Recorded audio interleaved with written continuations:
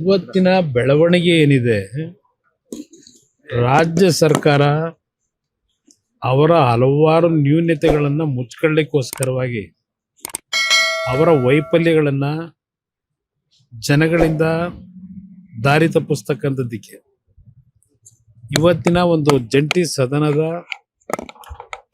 ಅಧಿವೇಶನ ಏನಾಗಬೇಕಾಗಿತ್ತು, ಈ ಸರ್ಕಾರದ ಸಣ್ಣತನದ ನಡವಳಿಕೆಗಳಿಂದ ಇವತ್ತು ಇಂಥ ಒಂದು ಪ್ರಕರಣ ಕರ್ನಾಟಕದಲ್ಲಿ ಮೊದಲನೇ ಬಾರಿಗೆ ಆಗಿದೆ. ಪದೇ ಪದೇ ಬೀದಿನಲ್ಲಿ ಚರ್ಚೆ ಮಾಡತಂಥ ವಿಷಯಗಳನ್ನು ಈ ಸರ್ಕಾರದ ಮಂತ್ರಿಗಳು, ಮುಖ್ಯಮಂತ್ರಿಯಿಂದ ಸಮೇತ ಇವತ್ತು ಅದನ್ನು ರಾಜ್ಯಪಾಲರ ಮುಖಾಂತರ ವಿಧಾನಸಭೆಯಲ್ಲಿ ಇಳಿಸಬೇಕು ಜಂಟಿ ಅಧಿವೇಶನದಲ್ಲಿ ಅಂತ ಏನು ಹೊರಟರು.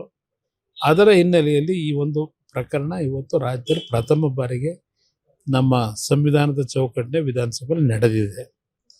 ಇದರ ಒಟ್ಟಾರೆ ಸಾರಾಂಶ, ಈ ಸರ್ಕಾರಕ್ಕೆ ಇವರ ಹಲವಾರು ತಪ್ಪುಗಳನ್ನು ಮರೆಮಾಚೋಸ್ಕರವಾಗಿ ಈ ಒಂದು ಜಂಟಿ ಅಧಿವೇಶನವನ್ನು ದುರುಪಯೋಗ ಪಡಿಸ್ಕೊಳ್ಳಿಕ್ಕೆ ಹೊರಟಿದ್ದಾರೆ.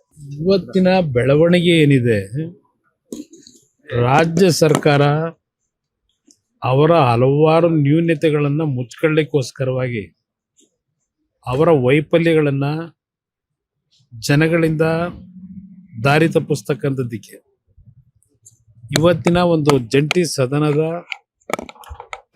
ಅಧಿವೇಶನ ಏನಾಗಬೇಕಾಗಿತ್ತು, ಈ ಸರ್ಕಾರದ ಸಣ್ಣತನದ ನಡವಳಿಕೆಗಳಿಂದ ಇವತ್ತು ಇಂಥ ಒಂದು ಪ್ರಕರಣ ಕರ್ನಾಟಕದಲ್ಲಿ ಮೊದಲನೇ ಬಾರಿಗೆ ಆಗಿದೆ. ಪದೇ ಪದೇ ಬೀದಿನಲ್ಲಿ ಚರ್ಚೆ ಮಾಡತಂಥ ವಿಷಯಗಳನ್ನು ಈ ಸರ್ಕಾರದ ಮಂತ್ರಿಗಳು, ಮುಖ್ಯಮಂತ್ರಿಯಿಂದ ಸಮೇತ ಇವತ್ತು ಅದನ್ನು ರಾಜ್ಯಪಾಲರ ಮುಖಾಂತರ ವಿಧಾನಸಭೆಯಲ್ಲಿ ಇಳಿಸಬೇಕು ಜಂಟಿ ಅಧಿವೇಶನದಲ್ಲಿ ಅಂತ ಏನು ಹೊರಟರು. ಅದರ ಹಿನ್ನೆಲೆಯಲ್ಲಿ ಈ ಒಂದು ಪ್ರಕರಣ ಇವತ್ತು ರಾಜ್ಯದಲ್ಲಿ ಪ್ರಥಮ ಬಾರಿಗೆ ನಮ್ಮ ಸಂವಿಧಾನದ ಚೌಕಟ್ಟಿನ ವಿಧಾನಸಭೆಯಲ್ಲಿ ನಡೆದಿದೆ. ಇದರ ಒಟ್ಟಾರೆ ಸಾರಾಂಶ, ಈ ಸರ್ಕಾರಕ್ಕೆ ಇವರ ಹಲವಾರು ತಪ್ಪುಗಳನ್ನು ಮರೆಮಾಚೋಸ್ಕರವಾಗಿ ಈ ಒಂದು ಜಂಟಿ ಅಧಿವೇಶನವನ್ನು ದುರುಪಯೋಗ ಪಡಿಸ್ಕೊಳ್ಳಿಕ್ಕೆ ಹೊರಟಿದ್ದಾರೆ. ಲೇಟೆಸ್ಟ್ ಹಾಗೂ ಇಂಟ್ರೆಸ್ಟಿಂಗ್ ಸುದ್ದಿಗಳಿಗಾಗಿ ಬಾಸ್ ಟಿವಿ ಕನ್ನಡ ಚಾನೆಲ್ನ ಸಬ್ಸ್ಕ್ರೈಬ್ ಮಾಡಿ, ಹಾಗೆಯೇ ಬೆಲ್ ಐಕಾನ್ ಪ್ರೆಸ್ ಮಾಡಿ. ಇದರ ಜೊತೆಗೆ ಫೇಸ್ಬುಕ್, ಇನ್ಸ್ಟಾಗ್ರಾಮ್, ಎಕ್ಸ್ ನಲ್ಲೂ ಮಿಸ್ ಮಾಡದೆ ಫಾಲೋ ಮಾಡಿ.